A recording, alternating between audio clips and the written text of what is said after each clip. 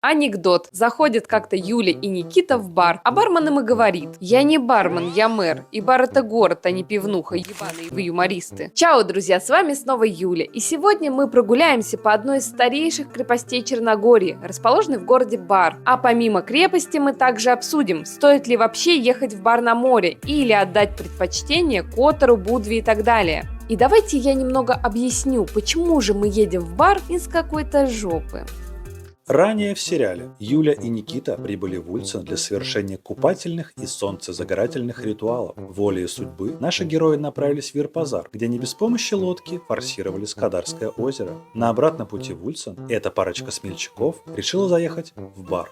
Мы замыслили очередной эксперимент. Я просто, знаете, уже устала вам говорить. Итак, мы попали в очередную какую-то интересную ситуацию. Посмотрели, что в Ульцине следующий автобус через 1,5 часа, и решили попробовать железную дорогу. Как обычно в Черногории нету никакой пешеходной зоны, никакой, просто либо трасса, либо железнодорожные пути. И вот решай, как ты хочешь умереть, от машины или от поезда. Мы решили, что поезда тут ходят настолько часто, что вероятность, что он нас собьет, минимальная.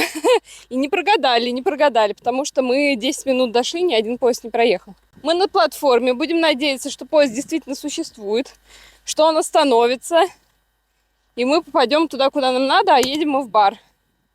Потому что нам оказалось мало приключений, тем больше приключений.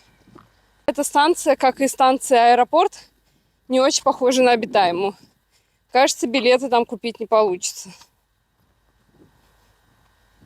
Это, наверное, в ту сторону платформа. А это в ту, да? А вон та в ту. Чего? Сбегай. Вон, отличное место запасикать. Если я вдруг посекаю на высоковольтный провод, не женись хотя бы в течение года. Ладно. О, кстати, там есть какой-то этот. Я пойду схожу туда. Вон там открытая штука. О, походу тут есть станция. Пойду-ка я попробую. Я попробую купить билет. Ничего себе. Ничего себе. А мы уже все обосрали. Ну, блядь. Похоже, тут кто-то умер, блядь. О. Тут, конечно, есть туалет. Но я вообще не советую. Пиздец.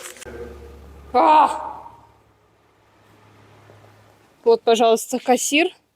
Продадите билеты, может быть. Билет продадите? Где покупать билет? Он не раскололся. Уже дома на монтаже мы смогли расшифровать, что же кот нам промяукал. Он сердечно попросил вас поставить лайк этому видео, подписаться на мой канал и жмякнуть колокольчик. Давайте вместе сделаем меня звездой.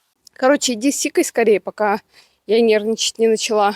Главное, что очень ухоженные клумбы. Выглядит, как будто тут обитаемо, но туда страшно заходить. Может быть, все-таки... О, что-то есть. Вон, видите, люди идут. Такие же счастливые путешественники, как мы.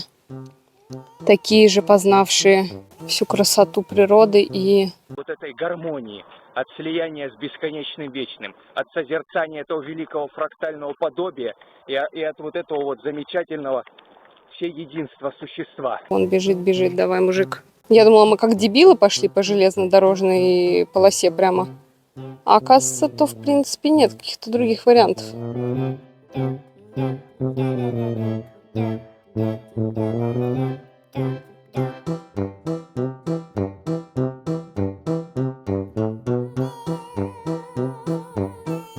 Друзья, мы приехали в бар. Не то вы, наверное, представили, когда услышали эти слова, но мы в старом баре. Бар место небольшое. Население самого города составляет около 15 тысяч человек, а с пригородами 46 тысяч. Но небольшой он, конечно, по меркам мировых мегаполисов. Нью-Йорка, Лондона, Мурина. А вот для Черногории бар весьма крупная и важная административная единица. Здесь располагается самый большой порт Черногории, ведется активное паромное сообщение с Италией, ездит регулярный поезд из Белграда, да и 40 тысяч населения по меркам Черногории – это очень и очень много. Местные жители, кстати, зовутся баряне. Что-то среднее между боярами и дворянами. Новострой тут не самый интересный, хотя есть где пройтись. Здесь очень благоустроенный центр города и набережная, а также впечатляющий храм святого Иоанна Владимира. Самый большой православный храм Черногории. А вот старый город, как по мне, уже гораздо интереснее. Он компактный, уютный и менее суматошный в сравнении с теми же Котором и Будвой. К сожалению, пешком от побережья до него не доберешься, но проблему легко решают предприимчивые таксисты и более редкие автобусы.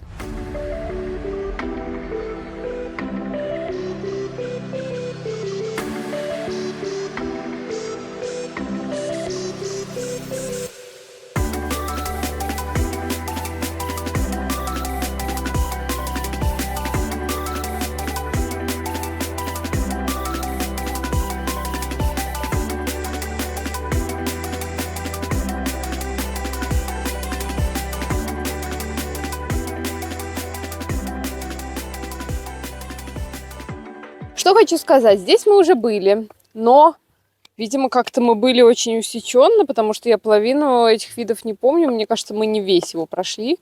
Мы что-то плутали по нему, плутали, ходили. Вообще очень интересная локация получается для исследования, потому что она какая-то такая путанная. Сейчас я слезу. А вот и Кока-Колу не забудь. Вот, она такая путанная, тут много всяких тропинок, много всяких видовых местечек, поэтому в целом сюда определенно стоит приехать. Я вообще сюда не собиралась и вообще никаким образом сегодня не планировала сюда заехать. Но Никита, видать, поймал какую-то ностальгию, потому что здесь мы были первый раз, когда были в Черногории, мы приезжали только сюда. В общем-то, мы из всех поездок особо не продвинулись, а только вот сюда доехали 5 минут на такси. И, видимо, Никите как-то стало интересно посмотреть, что тут да как. Поэтому приехали сюда. Конечно, уже успели перекусить, немножко подзарядить телефон. Поэтому у нас немножко в нашем репортаже есть некоторые черные дыры, потому что телефон разрядился. Вот ту часть я помню. А сюда мы как будто не поднимались. Рекламная пауза. Кока-кола. Это джингл. Кока-кола, давай коллаборироваться. Заказывай рекламу, пожалуйста. Коллаборироваться. Немножко истории про старый город. Как свидетельствуют археологические находки, район современного Бара был заселен еще в эпоху энеолита. Ладно, это скучно. Из любопытного, Баром город называется не просто так. В иллирийский период он назывался Антибариум, что буквально означает «напротив Бари». А Бари, в свою очередь, это итальянский город на другом берегу Адриатики. Но славянам название Антибариум показалось уж слишком хитро выеденным, поэтому они сократили его до приятного во всех смыслах слова «бар». Согласитесь, гораздо более фактурно звучит «братва, пойдем в бар», нежели «господа, извольте проследовать в Антибариум». Если я начну подробно рассказывать, в чьем владении бар находился в разные эпохи, этот видос будет длиться час. В разное время городом заправляли иллирийцы, греки, римляне, Византия, Сербское царство, Венецианская республика, османы. И все это мультикультурное наследие особенно ощущается в старой крепости, где мы как раз и находимся. Здесь можно одновременно встретить византийский храм, мечеть, турецкие бани, а сами стены крепости еще римляне строили. И строили, кстати, на славу. Крепость выдержала как многочисленные осады, так и сильнейшее землетрясение, которое Черногория пережила в 20 веке. В Старом Баре люди фактически перестали жить с 1878 года. В это время черногорцы отвоевали город у осман. Но он был в настолько плачевном состоянии, что народ решил не восстанавливать его и переместился жить на побережье. Как раз там сейчас и располагается весь центр жизни, он же Новый Бар. Небольшой автоп. Представляете, с Барской крепости открывается вид на турецкий акведук. Мы были здесь аж 2 раза, но об этом я узнала только недавно из интернета. Короче, придется ехать снова.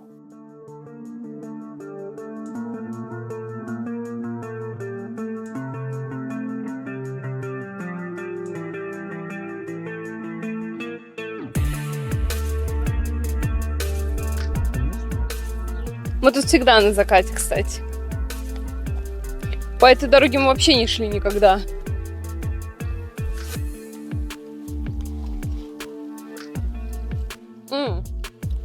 Это уже выход.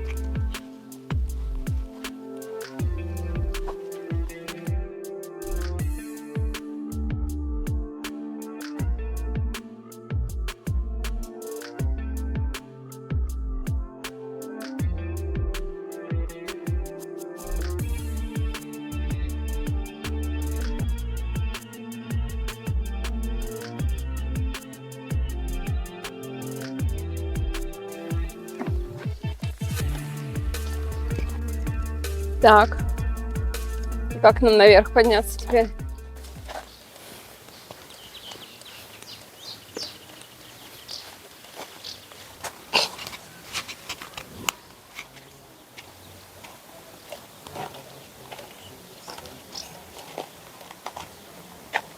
Древняя наскальная живопись.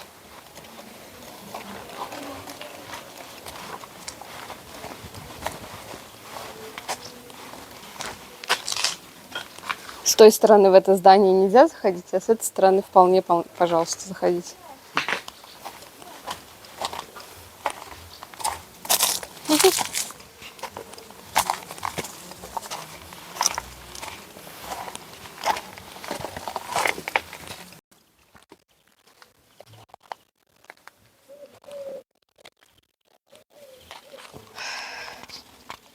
Пить кока-колу и идти в гору, да просто идти, была, честно говоря, плохой идеей. Что у тебя, отрыжка? Нет, курит в боку тошно. Ой, смотри. Плющ какой-то прирос настолько, что это стало каким-то таким. Что за плющ? Это новый. 21 века плющ.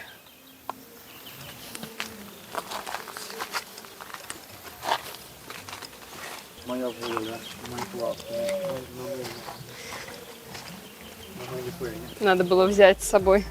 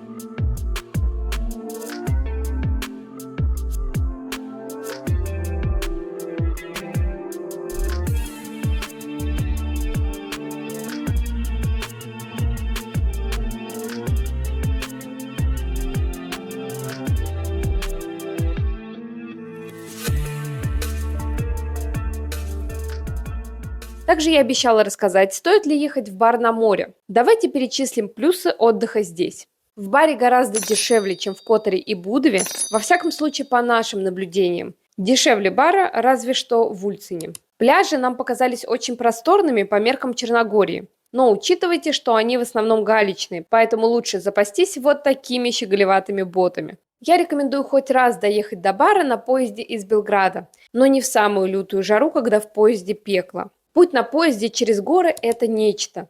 Нередко путешественники называют этот маршрут одним из самых красивых в Европе. Также мой совет. Самый комфортный отдых в Черногории – это до или после высокого сезона. Море уже или все еще теплое, а народу намного меньше. Сейчас покажу вам, как выглядит черногорский пляж в самый сезон. Сущий ад для интроверта.